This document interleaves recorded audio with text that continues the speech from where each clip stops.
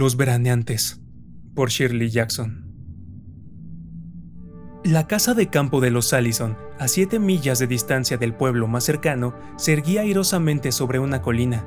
Desde 3 de sus lados se divisaba una extensión cubierta de hermosos árboles y de una vegetación que casi nunca, ni siquiera en pleno verano, aparecía agostada y seca. En el cuarto lado estaba el lago, que llegaba hasta el embarcadero de madera que los Allison no se molestaban ya en reparar y que se divisaba igualmente bien desde el porche delantero, el porche lateral o cualquier lugar de la rústica escalera que conducía desde el porche hasta el agua. Aunque los Allison estaban profundamente enamorados de su casita de verano, esperaban con ansia que llegara el buen tiempo y odiaban tener que marcharse en otoño. No se habían preocupado por introducir mejoras en ella, considerando que la casita en sí y el lago eran una mejora suficiente para el tiempo que les quedaba de vida.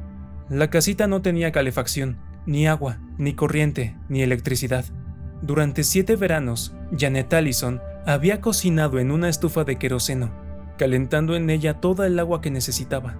Robert Allison, por su parte, había acarreado diariamente cubos de agua desde el pozo existente en el patio trasero, y había leído su periódico por las noches a la luz de una vela, y los dos, acostumbrados a la higiene de la ciudad, habían terminado por despreocuparse de un modo absoluto por algunos aspectos poco agradables, desde el punto de vista higiénico, de aquella existencia semisalvaje.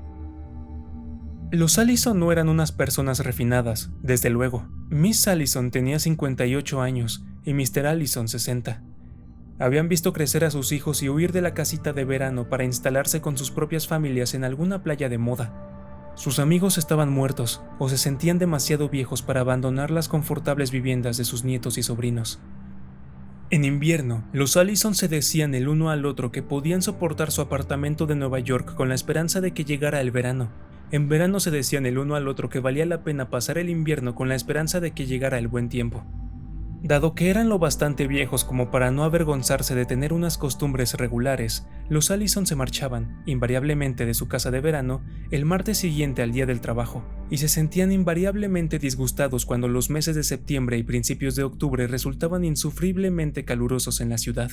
Cada año reconocían que no había nada que les obligara a regresar a Nueva York, pero les costó muchísimo superar su inercia tradicional y decidir quedarse en la casita de verano después del día del trabajo.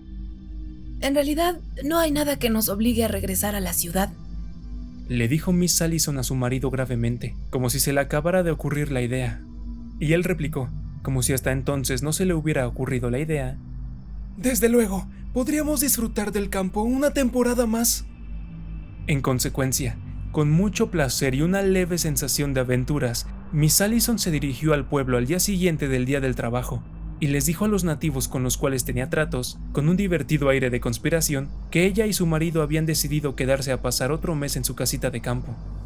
Al fin y al cabo, nada nos reclama en la ciudad, le dijo a Mr. Babcock, el dueño de la tienda de comestibles. Podemos disfrutar del campo unas semanas más. Hasta ahora nadie se había quedado en el lago después del día del trabajo, dijo el tendedero. Estaba colocando las compras de Miss Allison en una caja de cartón y se interrumpió un momento para mirar con aire reflexivo un paquete de pastas para té.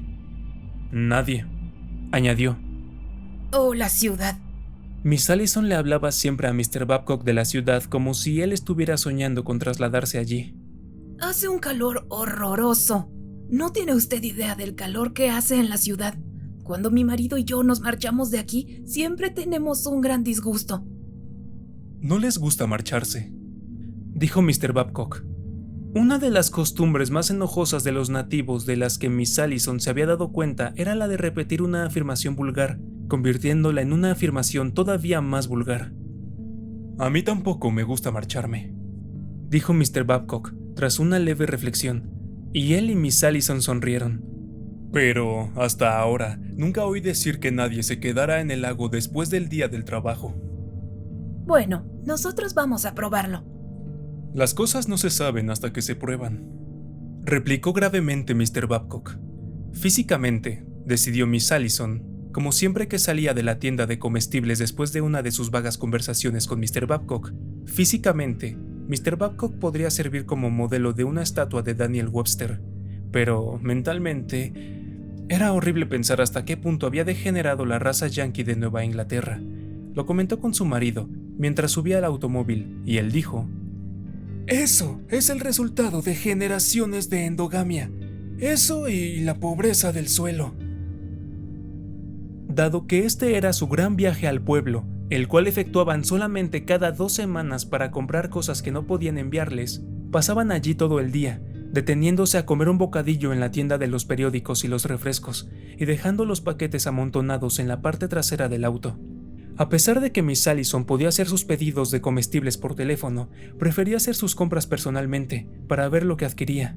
En esta ocasión, además, Miss Allison estaba interesada en un juego de platos de cristal resistentes al fuego que había encontrado por casualidad en los grandes almacenes en miniatura del pueblo.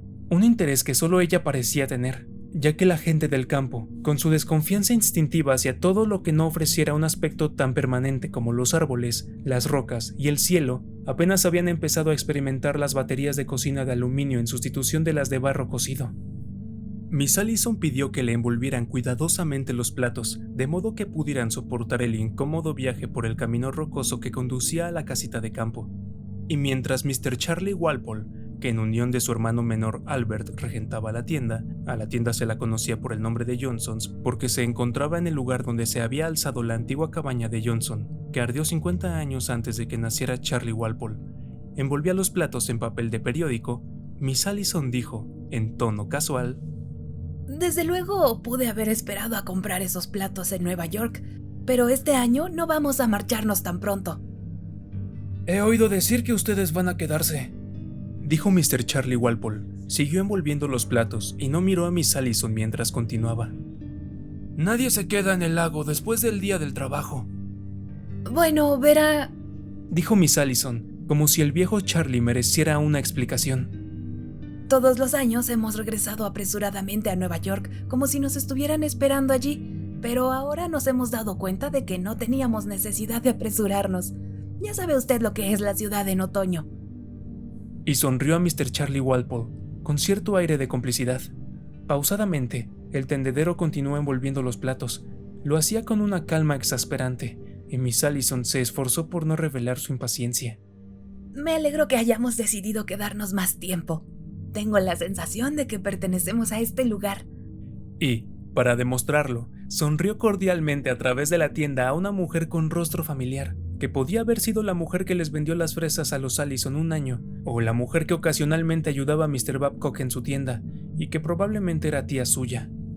Bueno, dijo Mr. Charlie Walpole. Empujó el paquete a través del mostrador para dar a entender que estaba terminado y que por una venta bien hecha y un paquete bien envuelto, estaba dispuesto a aceptar una cierta cantidad de dinero. Bueno, repitió. Hasta ahora los veraneantes no se habían quedado nunca en el lago después del día del trabajo. Miss Allison le entregó un billete de $1 y el tendedero le devolvió el cambio, contando cuidadosamente los peniques. No se habían quedado nunca después del día del trabajo, repitió, dirigiendo una inclinación de cabeza a Miss Allison y cruzando lentamente la tienda para atender a las 2 mujeres que estaban examinando los vestidos de algodón.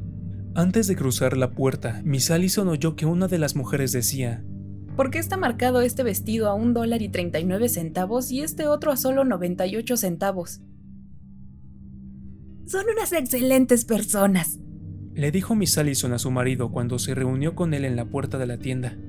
Tan sólidas, tan razonables y tan honradas. Resulta muy agradable saber que aún hay pueblos como este. En Nueva York podría haber conseguido estos platos unos centavos más baratos, pero no hubiera habido nada personal en la transacción. ¿Van a quedarse en el lago?, preguntó Miss Martin en la tienda de los periódicos y refrescos. He oído decir que van a quedarse. Hemos decidido aprovechar el buen tiempo que hace este año. Miss Martin era comparativamente una recién llegada al pueblo. Había vivido en una casa de labor de los alrededores hasta que se casó con el dueño de la tienda y continuaba regentándola después de la muerte de su marido. Servía refrescos embotellados y preparaba bocadillos de huevos fritos con cebolla. Nadie se ha quedado tanto tiempo antes, dijo Miss Martin. Por lo menos nadie se ha quedado después del día del trabajo. Creí que se marchaban ustedes el día del trabajo, les dijo más tarde Mr. Hall, su vecino más próximo, enfrente de la tienda de Mr. Babcock. donde los Allison se disponían a subir a su automóvil para regresar a casa. Me sorprendió enterarme que iban a quedarse. Nos ha parecido una lástima marcharnos tan pronto, dijo Miss Allison. Mr. Hall vivía a 3 millas de distancia de la casa de campo. Suministraba huevos y mantequilla a los Allison, y ocasionalmente, desde la cumbre de su colina, los Allison podían ver las luces de la casa a primeras horas de la noche, antes de que los Hall se acostaran. Habitualmente todos se marchan el día del trabajo. El camino de regreso era largo y escabroso. Empezaba a oscurecer, y Mr. Allison tenía que conducir con mucho cuidado sobre el sucio sendero que discurría junto al lago. Miss Allison iba reclinada contra el asiento, agradablemente relajada después de un día que parecía agitadísimo comparado con su existencia cotidiana. En su mente cosquilleaban de modo placentero los nuevos platos de cristal y la media arroba de manzanas rojas y el paquete de papeles pintados con los cuales iba a decorar los estantes de la cocina. ¡Qué agradable resulta regresar a casa!, murmuró cuando llegaron a la vista de su casita, siluetada encima de ellos contra el cielo. Me alegra que decidiéramos quedarnos, asintió Mr. Allison. Miss Allison pasó la mañana siguiente colocando los papeles pintados en los estantes de la cocina. Decidió utilizar algunas de las manzanas rojas para confeccionar un pastel para la cena, y mientras el pastel estaba en el horno y Mr. Allison iba en busca del correo, se sentó en el pequeño trozo de césped que se extendía a uno de los lados de la casita y contempló las cambiantes luces sobre el lago, alternativamente gris y azul mientras las nubes avanzaban rápidamente a través del sol. Mr. Allison regresó algo enojado. Siempre le fastidiaba andar una milla hasta la estafeta de correos de la carretera general y volver con las manos vacías, a pesar de que suponía que el paseo era beneficioso para su salud. Aquella mañana no había nada más que una circular de unos grandes almacenes de Nueva York y su periódico neoyorquino, el cual llegaba erráticamente por correo de 1 a 4 días más tarde de lo debido, de modo que algunos días los Allison recibían 3 periódicos y frecuentemente ninguno. Miss Allison, aunque compartía con su marido la decepción de no recibir la carta que tanto esperaban, no tardó en consolarse con la circular de los grandes almacenes, y decidió mentalmente dejarse caer en ellos cuando finalmente regresaran a Nueva York, y comprobar la oferta de las mantas de lana. En los tiempos actuales, resultaba difícil encontrar buenas mantas a un precio razonable. Pensó que tenía que guardar la circular para que no se le olvidara, pero al final renunció a entrar en la casa para dejarla en un lugar seguro, y se dejó caer en la hierba al lado de su mecedora, con los ojos semicerrados. Parece que vamos a tener lluvia, dijo Mr. Allison, contemplando el cielo. Será buena para las cosechas, dijo Miss Allison lacónicamente, y los dos se echaron a reír. El hombre del queroseno se presentó a la mañana siguiente mientras Mr. Allison había ido en busca del correo. Su provisión de petróleo empezaba a escasear, y Miss Allison acogió al hombre calurosamente. Vendía hielo y queroseno, y durante el verano recogía la basura de los veraneantes. Un basurero solo era necesario para los descuidados habitantes de la ciudad. La gente del campo no tenía basura. Me alegro mucho de verle. Nos estábamos quedando sin queroseno. El hombre del petróleo, de cuyo nombre no había podido enterarse nunca Miss Allison, utilizaba una manguera de goma para llenar el bidón de 100 litros de los Allison. Pero hoy, en vez de dirigirse a la parte trasera de su camioneta y desenroscar la manguera, el hombre miró con aire de apuro a Miss Allison, sin parar el motor de la camioneta. Creí que ustedes iban a marcharse. Vamos a quedarnos otro mes. Hace un tiempo tan agradable que nos ha parecido... Eso es lo que me han dicho, dijo el hombre. No puedo darles queroseno. ¿Qué quiere decir? Miss Allison enarcó las cejas. ¿Nos ha servido usted de un modo regular? Después del día del trabajo apenas me queda petróleo. Miss Allison se recordó a sí misma, como hacía frecuentemente cuando estaba en desacuerdo con alguno de sus vecinos, que los modales ciudadanos no daban buen resultado con la gente del campo. No podía tratarse a un empleado del campo como a un obrero de la ciudad, y Miss Allison sonrió amablemente mientras decía: Pero seguramente podrá proporcionarnos un poco más de queroseno, al menos mientras estamos aquí, ¿verdad? Verá, dijo el hombre. Repiqueteó exasperadamente con su dedo contra el volante del vehículo mientras hablaba. Verá, repitió lentamente. Yo encargo el queroseno. Tienen que traérmelo desde 50 o 55 millas de distancia. Hago el pedido en junio, calculando lo que necesitaré para todo el verano. Luego hago otro pedido, en noviembre.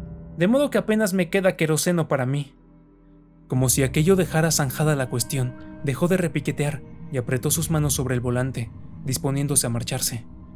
¿Pero no puede usted servirnos un poco?, insistió Miss Allison. ¿No hay alguien más que pueda hacerlo? No creo que puedan conseguir queroseno en ninguna parte, dijo el hombre con aire meditativo. Yo no puedo darles ni una gota. Antes de que Miss Allison pudiera hablar, la camioneta empezó a moverse. Luego se detuvo un momento y el conductor miró a Miss Allison a través de la ventanilla del vehículo. ¿Hielo?, inquirió. ¿Puedo dejarle un poco de hielo? Miss Allison sacudió la cabeza. No necesitaba hielo, y estaba furiosa. Dio unos cuantos pasos al lado de la camioneta gritando: ¿Tratará usted de conseguirnos algo de queroseno la próxima semana? No lo creo. Después del día del trabajo es muy difícil. La camioneta se alejó, y Miss Allison, tratando de consolarse con la idea de que podría obtener algo de queroseno de Mr. Babcock, o, en el peor de los casos, de los Hall, la contempló con aire enojado. Espera que llegue el próximo verano, murmuró. Ya vendrás por aquí el próximo verano. No había ninguna carta, solo el periódico, que en los últimos días parecía llegar con rara puntualidad, y Mr. Allison estaba francamente contrariado cuando regresó. Cuando Miss Allison le contó lo del queroseno, Mr. Allison no se mostró especialmente impresionado. Probablemente lo guardan para subirle el precio durante el invierno, comentó. ¿Qué les habrá sucedido a Annie y a Jerry? Annie y Jerry eran su hija y su hijo, ambos casados, él en Chicago, ella en el lejano oeste. Sus acostumbradas cartas semanales se estaban retrasando. Se estaban retrasando tanto, en realidad, que Mr. Allison tenía motivos para sentirse enojado. Saben perfectamente la ansiedad con que esperamos sus cartas. Los hijos, todos son iguales, egoístas, desatentos. No te lo tomes así, querido, dijo Miss Allison en tono conciliador. El enojo hacia Annie y Jerry no suavizaría sus sentimientos hacia el hombre del queroseno. Al cabo de unos instantes añadió: voy a llamar a Mr. Babcock y a encargarle que nos envíe un poco de queroseno.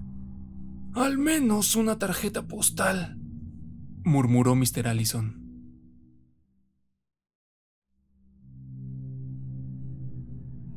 Al igual que con la mayoría de los inconvenientes de la casita de campo, los Allison no se fijaban ya de un modo especial en el teléfono, limitándose a aceptar sus rarezas sin quejarse conscientemente.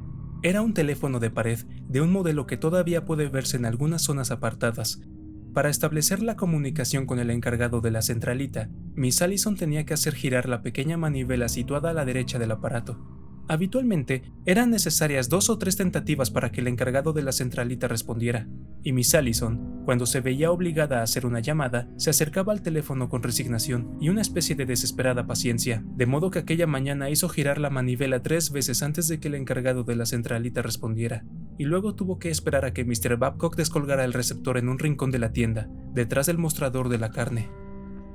¿Diga?, inquirió la voz de Mr. Babcock con una inflexión que parecía indicar las sospechas que le inspiraba a alguien que trataba de comunicarse con él por medio de aquel diabólico aparato. ¿Mr. Babcock? Aquí Miss Allison. He pensado que podía hacerle mi pedido con un día de anticipación porque quería estar segura y obtener algo de... ¿Cómo dice? Miss Allison levantó un poco la voz. Vio que Mr. Allison, desde el césped, se volvía en su mecedora y la miraba con una expresión de comprensiva simpatía. Decía Mr. Babcock que he pensado que podía anticiparle mi pedido a fin de que me enviara usted... ¿Miss Allison? Dijo Mr. Babcock. Tendrá que pasarlo a recogerlo usted misma. ¿A recogerlo yo misma? En su sorpresa, Miss Allison dejó que su voz volviera a su tono normal, y Mr. Babcock gritó: ¿Cómo dice, Miss Allison? Creí que usted me lo enviaría, como de costumbre, dijo Miss Allison. Verá, Miss Allison, dijo Mr. Babcock. Hubo una pausa, y mientras Miss Allison esperaba, contempló la cabeza de su marido, que se recortaba contra el cielo. Miss Allison, continuó finalmente Mr. Babcock. En verano mi hijo me ayuda en la tienda, como usted ya sabe, pero ayer regresó a la escuela y no tengo a nadie para atender a los envíos. Solo los hago en verano, ¿comprende? Creí que los hacía siempre. Únicamente hasta el día del trabajo, Miss Allison, dijo Mr. Babcock en tono firme. Usted no ha estado nunca aquí después del día del trabajo, de modo que no podía saberlo, desde luego. Miss Allison se contuvo, repitiéndose una y otra vez que no pueden utilizarse los mismos modales con la gente del campo que con la de la ciudad, y que el enfurecerse no le serviría de nada. ¿Está usted seguro? Preguntó finalmente. ¿No podría enviarnos un último pedido hoy, Mr. Babcock? Imposible, Miss Allison. No puedo emplear a alguien para un envío a un solo cliente del lago. Compréndalo. ¿Qué me dice de Mr. Hall? Preguntó repentinamente Miss Allison. Vive a 3 millas de distancia de nuestra casa. Mr. Hall podría recogerlo cuando vaya al pueblo y... ¿Hall? Inquirió Mr. Babcock. ¿John Hall? Se ha marchado a visitar a unos parientes. Pero los Hall no sirven los huevos y la mantequilla, dijo Miss Allison, anonadada. ¿Se marcharon ayer? Probablemente no creyeron que se quedaran ustedes ahí. Pero yo le dije a Mr. Hall... Empezó a decir Miss Allison, pero se interrumpió. Mañana enviaré a Mr. Allison a recoger algunas cosas, añadió. Le atenderé con mucho gusto. Después de colgar el receptor, Miss Allison fue a sentarse de nuevo en la mecedora contigua a la de su marido. Mr. Babcock no va a enviarnos nada. Tendrás que ir tú mañana. Solo tenemos el queroseno suficiente hasta que tú regreses. Debió avisarnos antes, dijo Mr. Allison. No era posible permanecer preocupados durante el resto del día. El campo no había ofrecido nunca un aspecto más atractivo, y el lago se movía plácidamente debajo de ellos, entre los árboles, con la casi increíble suavidad de un cuadro veraniego. Miss Allison suspiró profundamente, en el placer de poseer para ellos aquella vista del lago, con las lejanas y verdes colinas más allá, y el susurro amable de la brisa a través de los árboles. El tiempo continuó siendo bueno a la mañana siguiente. Mr. Allison, con una lista encabezada por la palabra queroseno, se encaminó hacia el garaje, mientras Miss Allison empezaba a preparar otro de sus pasteles. Estaba mondando las manzanas cuando Mr. Allison se presentó inesperadamente en la cocina. «¡El condenado auto no quiere ponerse en marcha!», anunció, con el tono preocupado de un hombre que depende de su automóvil tanto como de su brazo derecho. ¿Qué le pasa?, preguntó Miss Allison, con el cuchillo en una mano y una manzana en la otra. El jueves funcionaba perfectamente. Bueno, dijo Mr. Allison entre dientes. Eso era el jueves, pero hoy estamos a viernes y no funciona. ¿No puedes arreglarlo?, inquirió Miss Allison. No puedo arreglarlo. Tendré que avisar a alguien, supongo. ¿A quién? Al hombre de la estación de servicio. Mr. Allison se encaminó hacia el teléfono. Cuando se estropeó el verano pasado, lo arregló él. Con cierta aprensión, Miss Allison continuó mondando las manzanas, sin pensar en lo que estaba haciendo. Mr. Allison, por su parte, hizo girar la manivela del teléfono. Esperó, dio el número al encargado de la centralita. Volvió a esperar, dio el número de nuevo y finalmente soltó el receptor. «No contesta», anunció, regresando a la cocina. Probablemente ha salido un momento, dijo nerviosamente Miss Allison. Ignoraba el motivo de que se sintiera tan nerviosa, a menos que fuera por la posibilidad de que su marido perdiera los estribos. Supongo que estará allí solo, de modo que si sale un momento no quedará nadie para contestar el teléfono. Sí, eso debe ser, dijo Mr. Allison con punzante ironía. Se dejó caer en una de las sillas de la cocina, contempló a su esposa mientras mondaba las manzanas. Al cabo de un rato, Miss Allison dijo: ¿Por qué no vas a buscar el correo y luego vuelves a llamarle? Mr. Allison meditó unos instantes y luego dijo: Creo que será lo mejor. Se puso en pie trabajosamente y cuando llegó a la puerta de la cocina se volvió y dijo: Pero si no hay ninguna carta... Y se marchó, dejando un horrible silencio tras de él. Miss Allison continuó con su pastel. Por 2 veces se acercó a la ventana para contemplar el cielo y comprobar si estaba nublado.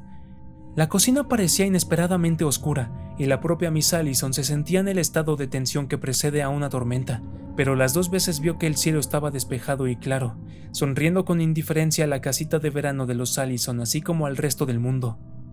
Cuando Miss Allison con su pastel listo para el horno se acercó por tercera vez a mirar hacia el exterior, vio a su marido que ascendía por el sendero. tenía un aspecto más alegre y al ver a su esposa, agitó una carta en el aire.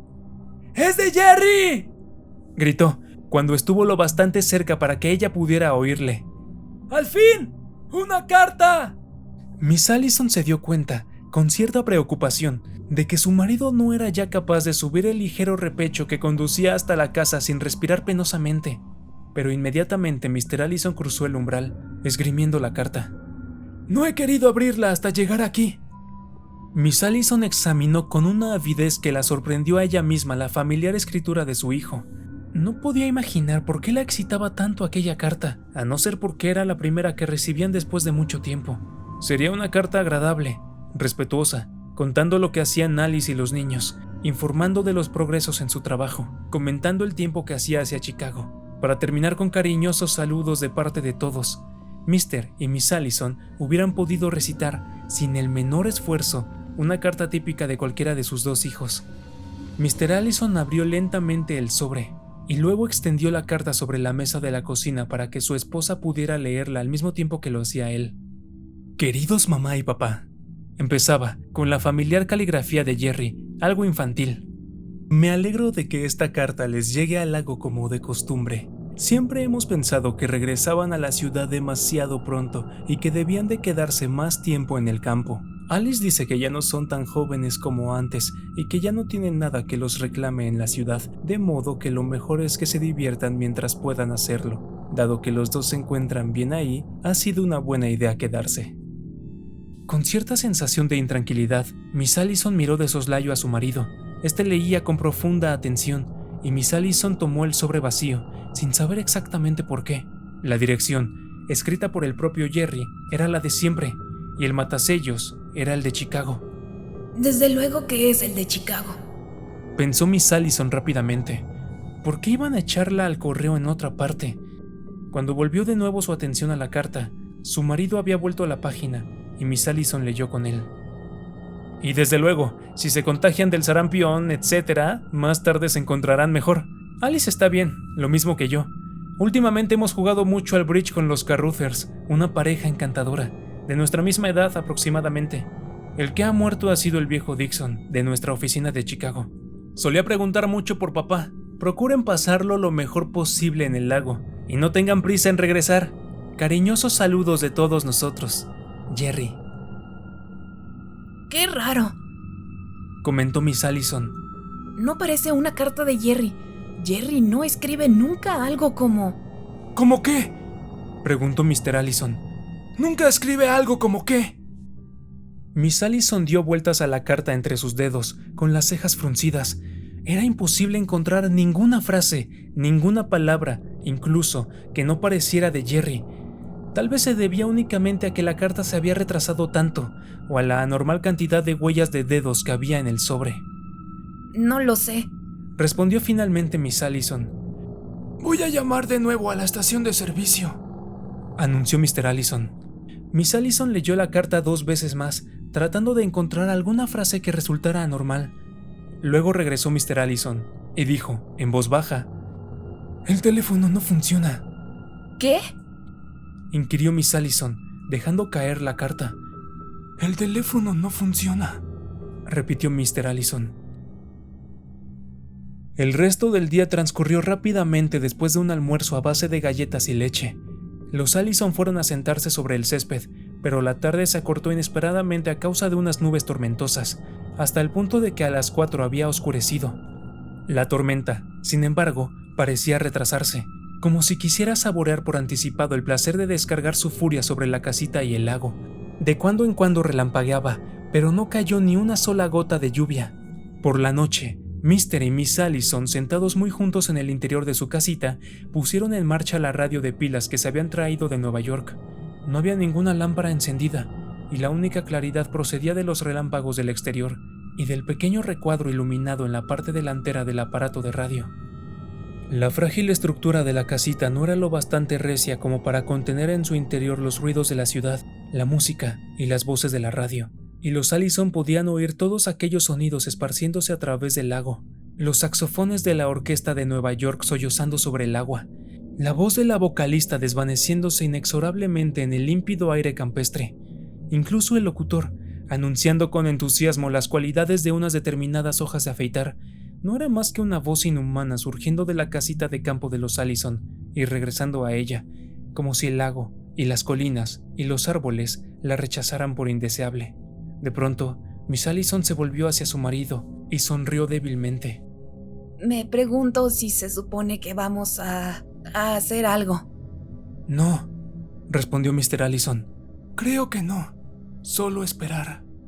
Miss Allison suspiró y su marido añadió rápidamente: El automóvil ha sido estropeado a propósito. Incluso yo he podido darme cuenta.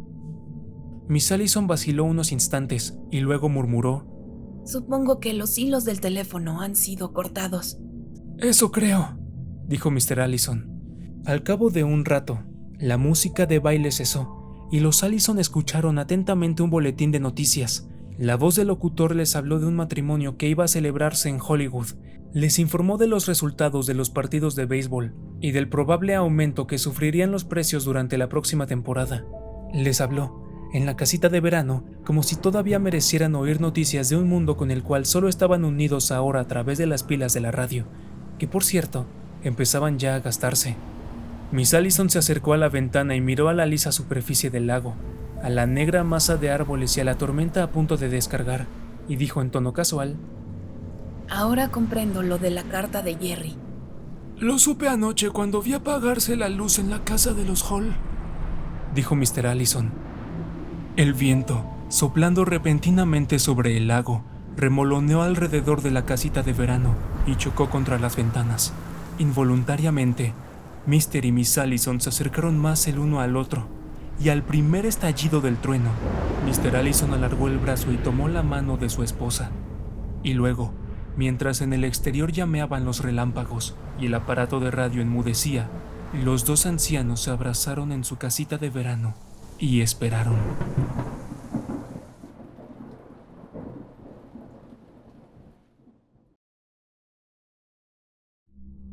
La bruja, por Shirley Jackson. El vagón iba casi vacío, tanto que el chiquillo tenía un lugar para él solo, y su madre ocupaba un asiento al otro lado del pasillo, junto a su hermanita, un bebé con un pedazo de pan tostado en una mano y un sonajero en la otra. La niña estaba atada al asiento de modo que pudiera incorporarse y mirar alrededor, y cuando empezaba a deslizarse lentamente de costado, la correa la sujetaba y la sostenía hasta que la madre se volvía y la enderezaba. El chiquillo miraba por la ventana y comía una galleta, y la madre leía tranquilamente, respondiendo a las preguntas del niño sin levantar la vista. «Estamos en un río», decía el pequeño. «Es un río y estamos encima». Muy bien, respondió la madre. «Estamos en un puente sobre el río», dijo el niño para sí. Los demás viajeros, muy contados, estaban en el otro extremo del vagón. Si alguno de ellos se acercaba por el pasillo en algún momento, el niño volvía la cabeza y decía: «Hola», y el desconocido solía responder: «Hola», y a veces le preguntaba si le gustaba ir en tren, o incluso le decía que era un chico muy guapo y muy mayor. Estos comentarios molestaban al niño, y entonces volvía a mirar por la ventana, irritado. «Veo una vaca», decía, o, con un suspiro: «Ay, ¿cuándo llegaremos?» Ya no falta mucho, respondía la madre cada vez. En un momento dado, la niña, que estaba muy callada y ocupada con el sonajero y el pan tostado que su madre reponía constantemente, cayó demasiado hacia el otro lado y se dio un golpe en la cabeza. Se puso a llorar y, por unos minutos, hubo ruido y actividad en torno al asiento de la madre. El niño bajó de su asiento y corrió al otro lado del pasillo para acariciar los piececitos del bebé y rogarle que no llorara más. Y, por fin, el bebé se rió y volvió al pan tostado, y el niño recibió una paleta y volvió a la ventana. «Vi una bruja», dijo a su madre al cabo de un minuto. «Había una bruja vieja y gorda y fea y mala ahí afuera». Muy bien, respondió la madre. «Una bruja vieja, gorda y fea, y le dije que se fuera y se fue». Continuó diciéndose a sí mismo en voz baja. «Vino y dijo, te voy a comer, y yo le dije, no me comerás, e hice que se fuera. Esa bruja fea, vieja y gorda.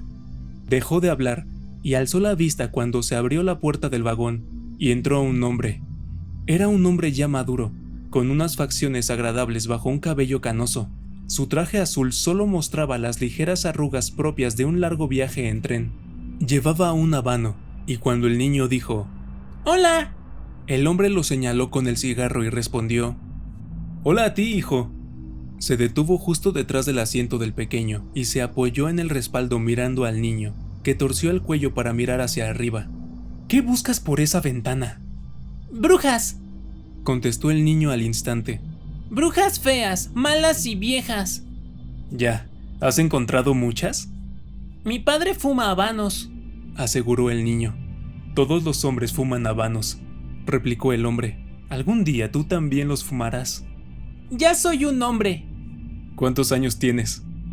Ante la eterna pregunta, el pequeño miró al hombre con suspicacia durante unos momentos y luego dijo: 26, 840-80. La madre alzó la vista del libro. 4. Aclaró, con una tierna mirada al niño. ¿Tantos?, dijo el hombre al pequeño, con seriedad.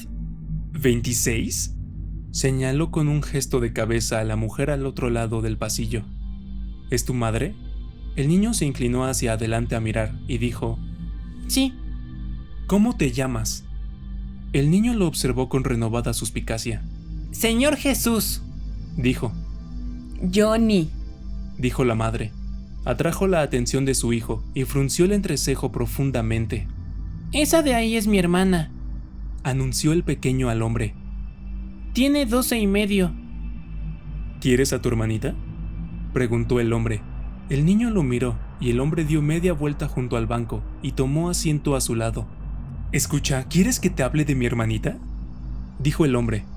La madre, que había levantado la mirada con nerviosismo cuando el hombre se sentó junto a su hijo, volvió a concentrarse apaciblemente en su lectura. Háblame de tu hermanita, asintió el niño. ¿Era una bruja? Tal vez. El niño se rió con excitación y el hombre se recostó en el respaldo y dio una chupada al habano. Érase una vez, empezó, que yo tenía una hermanita como la tuya. El niño alzó la mirada al hombre, asintiendo a cada palabra. Mi hermanita, continuó el narrador, era tan bonita y tan deliciosa que la quería más que a nada en el mundo. ¿Quieres, pues, saber lo que le hice? El niño asintió con vehemencia, y la madre levantó los ojos del libro y sonrió, atenta a sus palabras. Le compré un caballito de cartón y una muñeca y 1,000,000 de paletas, y luego la agarré y cerré las manos en torno a su cuellecito y apreté hasta que estuvo muerta. El niño se quedó boquiabierto y la madre se volvió. La sonrisa se desvaneció de su rostro. También ella abrió la boca y volvió a cerrarla cuando el hombre añadió: y luego le corté la cabeza y agarré la cabeza y... ¿La cortaste toda en pedazos?, preguntó el niño, pasmado. Le corté la cabeza y las manos y los pies y el pelo y la nariz, aseguró el hombre, y la golpeé con un palo y la maté. Espere un momento, intervino la madre, pero la niña se cayó de lado en aquel preciso momento, y cuando la mujer terminó de incorporarla otra vez, el desconocido ya proseguía sus explicaciones. Y tomé la cabeza y le arranqué todo el cabello y... ¿A tu hermanita?, inquirió el pequeño con vehemencia. ¡A mi hermanita!, asintió el hombre rotundamente. Y eché la cabeza a la jaula de un oso y el oso se la comió. ¿Se comió toda su cabeza?, preguntó el niño. La madre dejó el libro sobre el asiento y cruzó el pasillo. Plantada ante el hombre, exclamó: ¿pero qué cree usted que está haciendo? El desconocido alzó la cabeza con aire cortés, pero la mujer añadió: ¡márchese de aquí! ¿La asusté?, preguntó él. Volvió la cabeza al pequeño y le dio un ligero codazo, y los dos se echaron a reír. Este señor cortó en pedacitos a su hermanita, contó el niño a su madre. Podría avisar inmediatamente al revisor, advirtió la madre al hombre. El revisor se comerá a mi mamá, añadió el pequeño. Le cortaremos la cabeza. Y a tu hermanita también, asintió el hombre, incorporándose. La madre se apartó un paso para dejarlo salir al pasillo. No se le ocurra volver a este vagón, le advirtió.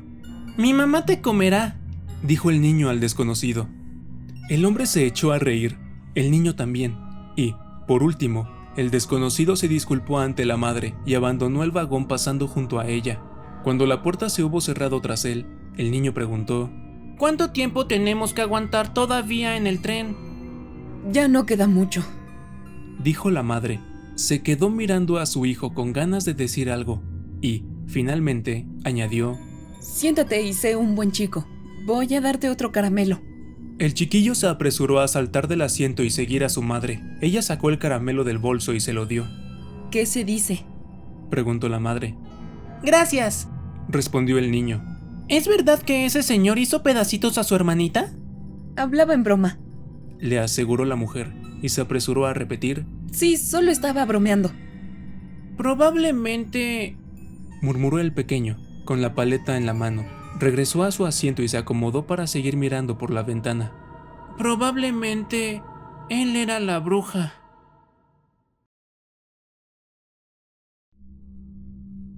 La lotería, por Shirley Jackson. La mañana del 27 de junio amaneció clara y soleada, con el calor lozano de un día de pleno estío. Las plantas mostraban profusión de flores y la hierba tenía un verdor intenso. La gente del pueblo empezó a congregarse en la plaza, entre la oficina de correos y el banco, alrededor de las 10. En algunos pueblos había tanta gente que la lotería duraba 2 días y tenía que iniciarse el día 26, pero en aquel pueblecito, donde apenas había 300 personas, todo el asunto ocupaba apenas un par de horas, de modo que podía iniciarse a las 10 de la mañana y dar tiempo todavía a que los vecinos volvieran a sus casas a comer. Los niños fueron los primeros en acercarse, por supuesto. La escuela acababa de cerrar para las vacaciones de verano y la sensación de libertad producía inquietud en la mayoría de los pequeños. Tendían a formar grupos pacíficos durante un rato antes de romper a jugar con su habitual bullicio, y sus conversaciones seguían girando en torno a la clase y los profesores, los libros y las reprimendas. Bobby Martin ya se había llenado los bolsillos de piedras y los demás chicos no tardaron en seguir su ejemplo, seleccionando las piedras más lisas y redondeadas. Bobby, Harry Jones y Dickie Delacroix acumularon finalmente un gran montón de piedras en un rincón de la plaza y lo protegieron de las incursiones de los otros chicos. Las niñas se quedaron aparte, charlando entre ellas y volviendo la cabeza hacia los chicos, mientras los niños más pequeños jugaban con la tierra o se agarraban de la mano de sus hermanos o hermanas mayores. Pronto empezaron a reunirse los hombres, que se dedicaron a hablar de sembrados y lluvias, de tractores e impuestos, mientras vigilaban a sus hijos. Formaron un grupo, lejos del montón de piedras de la esquina, y se contaron chistes sin alzar la voz, provocando sonrisas más que carcajadas. Las mujeres, con descoloridos vestidos de andar por casa y suéteres finos, llegaron poco después de sus hombres. Se saludaron entre ellas e intercambiaron apresurados chismes mientras acudían a reunirse con sus maridos. Pronto, las mujeres, ya al lado de sus maridos, empezaron a llamar a sus hijos, y los pequeños acudieron a regañadientes después de la 4ª o 5ª llamada. Bobby Martin esquivó, agachándose, la mano de su madre cuando pretendía agarrarlo, y volvió corriendo, entre risas, hasta el montón de piedras. Su padre lo llamó entonces con voz severa, y Bobby regresó enseguida, ocupando su lugar entre su padre y su hermano mayor. La lotería, igual que los bailes en la plaza, el club juvenil y el programa de la fiesta de Halloween, era dirigida por el señor Somers, que tenía tiempo y energía para dedicarse a las actividades cívicas. El señor Somers era un hombre jovial, de cara redonda que llevaba el negocio del carbón, y la gente se compadecía de él porque no había tenido hijos y su mujer era una gruñona. Cuando llegó a la plaza portando la caja negra de madera, se levantó un murmullo entre los vecinos y el señor Somers dijo: «Hoy llego un poco tarde, amigos». El administrador de correos, el señor Graves, venía tras él cargando con un taburete de 3 patas que colocó en el centro de la plaza y sobre el cual instaló la caja negra el señor Somers. Los vecinos se mantuvieron a distancia, dejando un espacio entre ellos y el taburete, y cuando el señor Somers preguntó: ¿Alguno de ustedes quiere echarme una mano? Se produjo un instante de vacilación hasta que 2 de los hombres, el señor Martin y su hijo mayor Baxter, se acercaron para sostener la caja sobre el taburete mientras él revolvía los papeles del interior. Los objetos originales para el juego de la lotería se habían perdido hacía mucho tiempo, y la caja negra que descansaba ahora sobre el taburete llevaba utilizándose desde antes incluso de que naciera el viejo Warner, el hombre de más edad en el pueblo. El señor Somers hablaba con frecuencia a sus vecinos de hacer una caja nueva, pero a nadie le gustaba modificar la tradición que representaba aquella caja negra. Corría la historia de que la caja actual se había realizado con algunas piezas de la caja que la había precedido. la que habían construido las primeras familias cuando se instalaron allí y fundaron el pueblo. Cada año, después de la lotería, el señor Somers empezaba a hablar otra vez de hacer una caja nueva, pero cada año el asunto acababa difuminándose sin que se hiciera nada al respecto. La caja negra estaba cada vez más gastada y ya ni siquiera era completamente negra, sino que le había saltado una gran astilla en uno de los lados, dejando a la vista el color original de la madera, y en algunas partes estaba descolorida o manchada. El señor Martin y su hijo mayor Baxter sujetaron con fuerza la caja sobre el taburete hasta que el señor Somers hubo revuelto a conciencia los papeles con sus manos. Dado que la mayor parte del ritual se había eliminado u olvidado, el señor Somers había conseguido que se sustituyeran por hojas de papel las fichas de madera que se habían utilizado durante generaciones.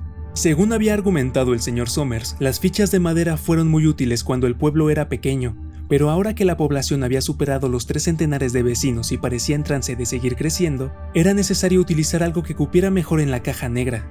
La noche antes de la lotería, el señor Somers y el señor Graves preparaban las hojas de papel y las introducían en la caja, que trasladaban entonces a la caja fuerte de la compañía de carbones del señor Somers, para guardarla hasta el momento de llevarla a la plaza la mañana siguiente.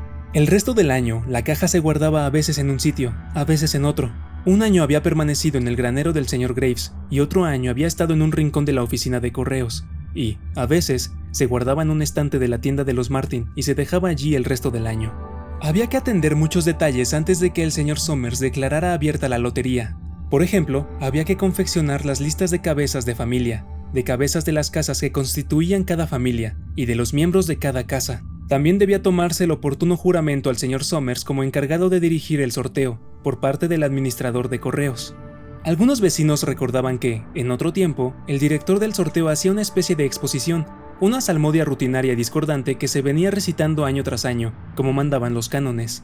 Había quien creía que el director del sorteo debía limitarse a permanecer en el estrado mientras la recitaba o cantaba, mientras otros opinaban que tenía que mezclarse entre la gente, pero hacía muchos años que esa parte de la ceremonia se había eliminado.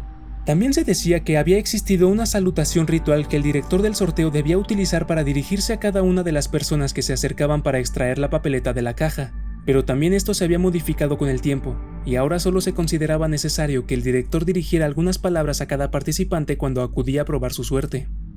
En el preciso instante en que el señor Somers terminaba de hablar y se volvía hacia los vecinos congregados, la señora Hutchinson apareció a toda prisa por el camino que conducía a la plaza, con un suéter sobre los hombros, y se añadió al grupo que ocupaba las últimas filas de asistentes. Me había olvidado por completo de qué día era, le comentó a la señora Delacroix cuando llegó a su lado, y las dos mujeres se echaron a reír por lo bajo. Pensaba que mi marido estaba en la parte de atrás de la casa, apilando leña, y entonces miré por la ventana y vi que los niños habían desaparecido de la vista. Entonces recordé que estábamos a 27 y vine corriendo. Se secó las manos en el delantal y la señora Delacroix respondió: De todos modos, has llegado a tiempo. Todavía están con los preparativos. La señora Hutchinson estiró el cuello para observar a la multitud y localizó a su marido y a sus hijos casi en las primeras filas. Se despidió de la señora Delacroix con unas palmaditas en el brazo y empezó a abrirse paso entre la multitud. La gente se apartó con aire festivo para dejarla avanzar. 2 o 3 de los presentes murmuraron, en voz lo bastante alta como para que les oyera todo el mundo: Ahí viene tu mujer, Hutchinson. Finalmente se ha presentado, Bill. La señora Hutchinson llegó hasta su marido y el señor Somers, que había estado esperando a que lo hiciera, comentó en tono jovial: Pensaba que íbamos a tener que empezar sin ti, Tessie. No querrías que dejara los platos sin lavar en el fregadero, ¿verdad, Joe? Respondió la señora Hutchinson con una sonrisa, provocando una ligera carcajada entre los presentes, que volvieron a ocupar sus anteriores posiciones tras la llegada de la mujer. Muy bien, anunció sobriamente el señor Somers. Supongo que será mejor empezar de una vez para acabar lo antes posible y volver pronto al trabajo. ¿Falta alguien? Dunbar, dijeron varias voces. Dunbar.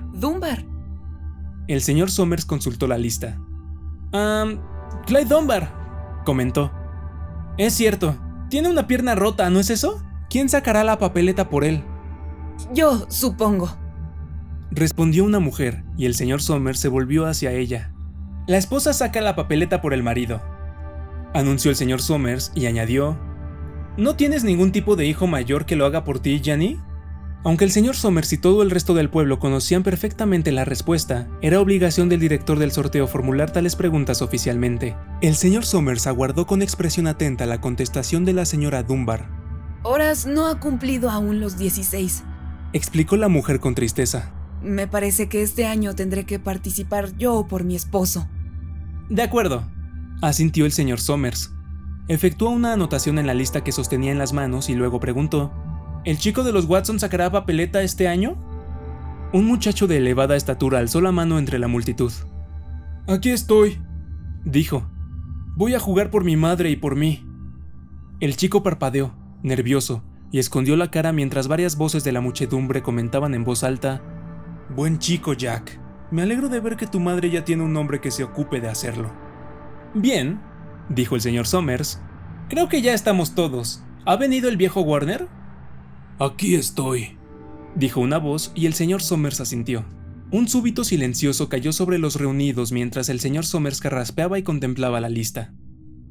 ¿Todos preparados?, preguntó. Bien, voy a leer los nombres, los cabezas de familia primero, y los hombres se adelantarán para sacar una papeleta de la caja. Guarden la papeleta cerrada en la mano, sin mirarla, hasta que todo el mundo tenga la suya, ¿está claro? Los presentes habían asistido tantas veces al sorteo que apenas prestaron atención a las instrucciones. La mayoría de ellos permaneció tranquila y en silencio, humedeciéndose los labios y sin desviar la mirada del señor Somers. Por fin, este alzó una mano y dijo: ¡Adams! Un hombre se adelantó a la multitud. «Hola, Steve», le saludó el señor Somers. «Hola, Joe», le respondió el señor Adams. Los dos hombres intercambiaron una sonrisa nerviosa y seca. A continuación, el señor Adams introdujo la mano en la caja negra y sacó un papel doblado. Lo sostuvo con firmeza por una esquina, dio media vuelta y volvió a ocupar rápidamente su lugar entre la multitud, donde permaneció ligeramente apartado de su familia, sin bajar la vista a la mano donde tenía la papeleta. «¡Allen!», llamó el señor Somers. «¡Anderson! ¡Bentham!». Ya parece que el tiempo no pasa entre una lotería y la siguiente, comentó la señora Delacroix a la señora Graves en las filas traseras. Me da la impresión de que la última fue apenas la semana pasada. Desde luego, el tiempo pasa volando, asintió la señora Graves. «¡Clark! ¡Delacroix!», Allá va mi marido, comentó la señora Delacroix, conteniendo la respiración mientras su esposo avanzaba hacia la caja. «¡Dunbar!», llamó el señor Somers, y la señora Dunbar se acercó con paso firme mientras una de las mujeres exclamaba: ¡Ánimo, Janie! Y otra decía: allá va. Ahora nos toca a nosotros, anunció la señora Graves y observó a su marido cuando éste rodeó la caja negra. Saludó al señor Somers con aire grave y escogió una papeleta de la caja. A aquellas alturas, entre los reunidos, había numerosos hombres que sostenían entre sus manazas pequeñas hojas de papel, haciéndolas girar una y otra vez con gesto nervioso. La señora Dunbar y sus dos hijos estaban muy nerviosos. La mujer sostenía la papeleta. «¡Harbord! ¡Hutchinson!», Vamos allá, Bill, dijo la señora Hutchinson, y los presentes cercanos a ella soltaron una carcajada. «¡Jones!». Dicen que en el pueblo de arriba están hablando de suprimir la lotería, comentó el señor Adams al viejo Warner. Este soltó un bufido y replicó: «Atajo de estúpidos. Si escuchas a los jóvenes, nada les parece suficiente. Dentro de poco querrán que volvamos a vivir en cavernas, que nadie trabaje más y que vivamos de ese modo. Antes teníamos un refrán que decía: la lotería en verano antes de recoger el grano. A este paso pronto tendremos que alimentarnos de bellotas y frutos del bosque. La lotería ha existido siempre», añadió irritado. «Ya es suficientemente terrible tener que ver al joven Joe Somers ahí arriba, bromeando con todo el mundo». En algunos lugares ha dejado de celebrarse la lotería, apuntó la señora Adams. «Eso no traería más que problemas», insistió el viejo Warner, testarudo. «Atajo de jóvenes estúpidos». «¡Martin!». Bobby Martin vio avanzar a su padre. «Overdyke, Percy». Ojalá se den prisa, murmuró la señora Dunbar a su hijo mayor. Ojalá acaben pronto. «Ya casi han terminado», dijo el muchacho. Prepárate para ir corriendo a informar a tu padre, le indicó su madre. El señor Somers pronunció su propio apellido, dio un paso hacia adelante y escogió una papeleta de la caja. Luego llamó a Warner. «Llevo 77 años asistiendo a la lotería», proclamó el señor Warner mientras se abría paso entre la multitud. 77 loterías. «Watson». El muchacho alto se adelantó con andares desgarbados. Una voz exhortó: «No te pongas nervioso, muchacho».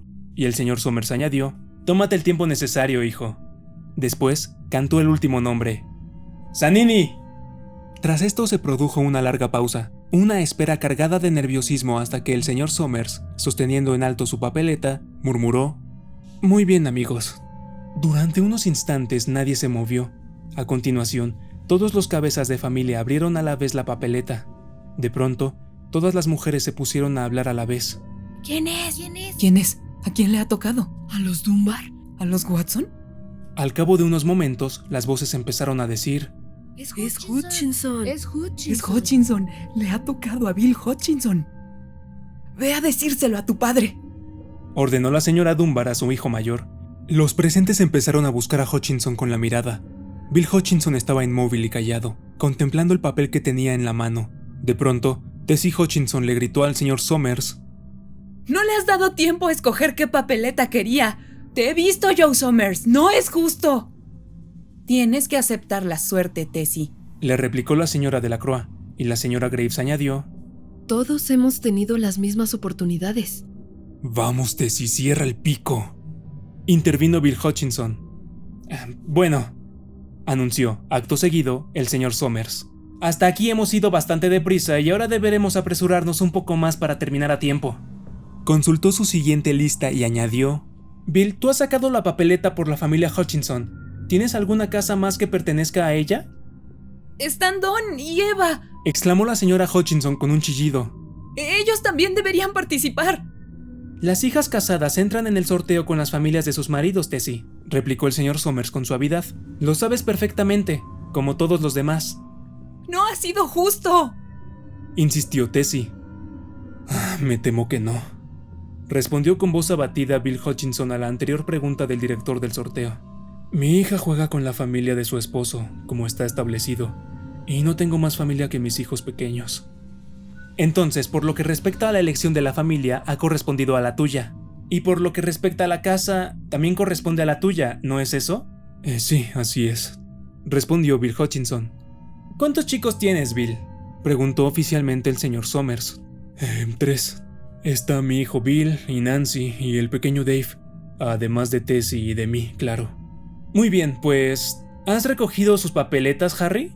El señor Graves asintió y mostró en lo alto las hojas de papel. Entonces ponlas en la caja, le indicó el señor Somers. Toma la de Bill y colócala adentro. Creo que deberíamos empezar otra vez, comentó la señora Hutchinson con toda la calma posible.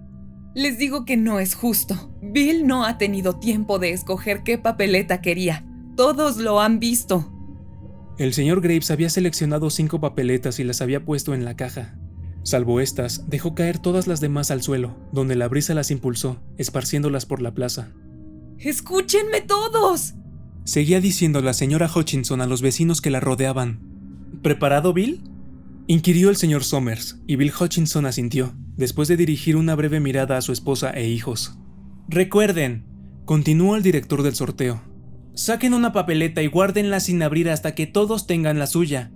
Harry, tú ayudarás al pequeño Dave. El señor Graves tomó de la manita al niño, que se acercó a la caja con él sin ofrecer resistencia.